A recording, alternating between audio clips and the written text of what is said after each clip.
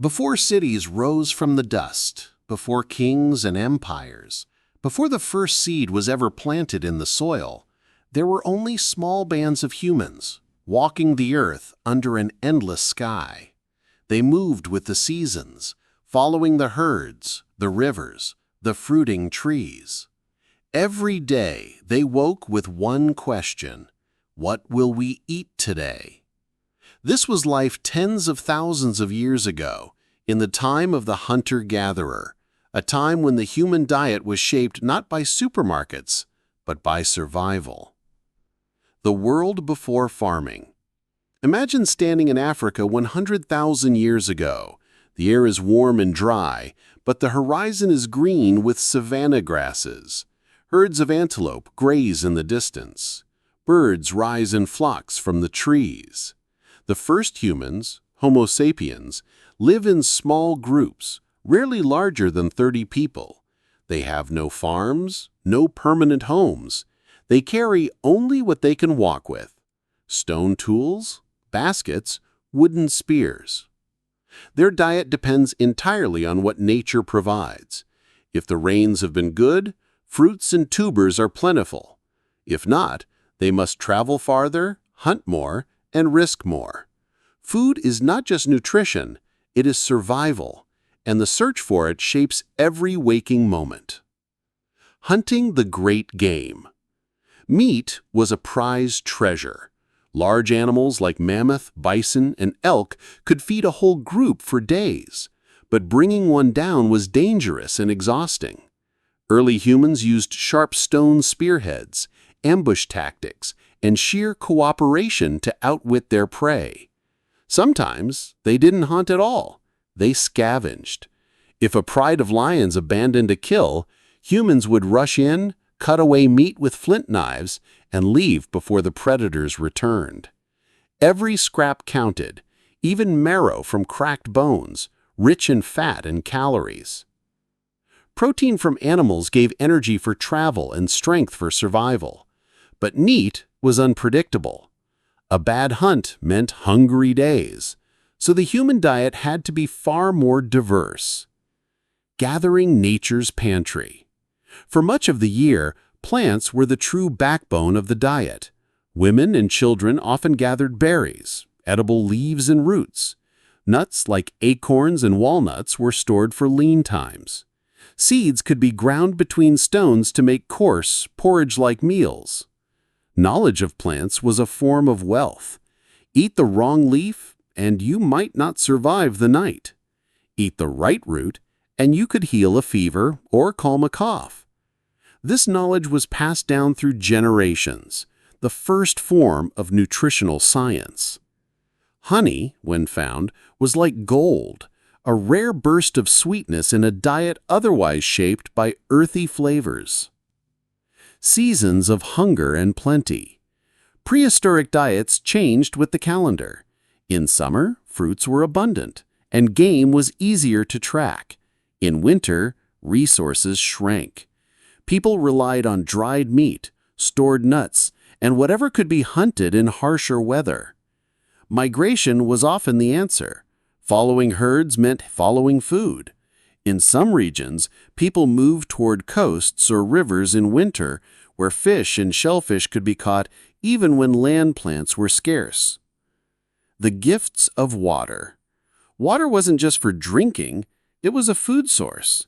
Rivers and seas offered fish, crabs, mussels, and seaweed. Catching them required skill: woven traps for fish, sharp sticks for spearing. For groups living along coasts, shellfish made up a major part of the diet. Shellfish could be gathered year-round, providing steady protein. Even seaweed, rich in minerals, was eaten when other food was scarce. The overlooked foods. Insects and more. While modern people might turn away, insects were and still are a vital food source in many parts of the world. Grasshoppers, termites, beetle larvae, all rich in protein and fat. They required no hunting, no cooking, and could be gathered in large numbers. Eggs from birds and reptiles were another bonus. They could be eaten raw in desperate times, but were far better when cooked over a fire.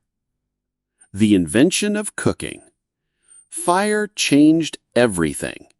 The ability to cook meant humans could eat a wider variety of food safely.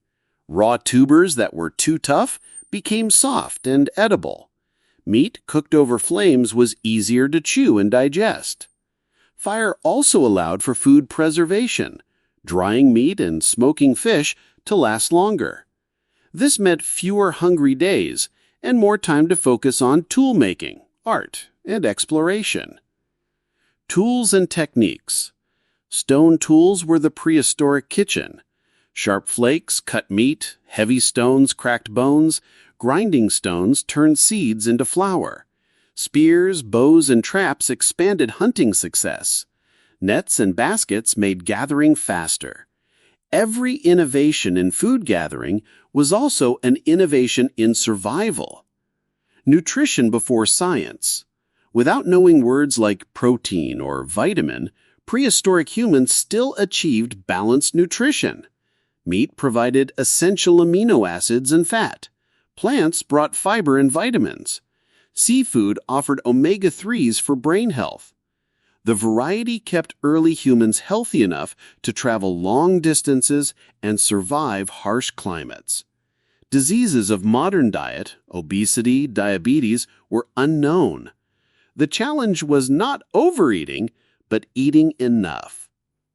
The slow birth of farming. Around 10,000 years ago, everything changed. In the Fertile Crescent, humans began planting seeds intentionally. Wheat, barley, lentils, the first cultivated crops. This meant less moving, more staying. Villages grew. Diets became more predictable, but also less diverse. Meat now came more often from domesticated animals, sheep, goats, cattle.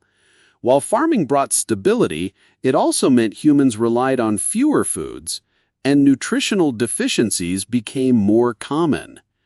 Lessons from the original diet. Today, diets like paleo try to imitate this ancient way of eating, focusing on whole foods, natural proteins, and seasonal variety.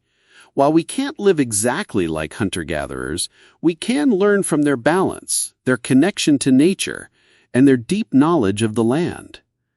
Closing reflection. The prehistoric diet was not a fad or a trend. It was life itself. Every bite was earned, every meal a reminder of the Earth's generosity and danger. When we look at the food on our plates today, we're seeing the end of a story that began millions of years ago, with a human ancestor hungry under the open sky, searching for the next meal.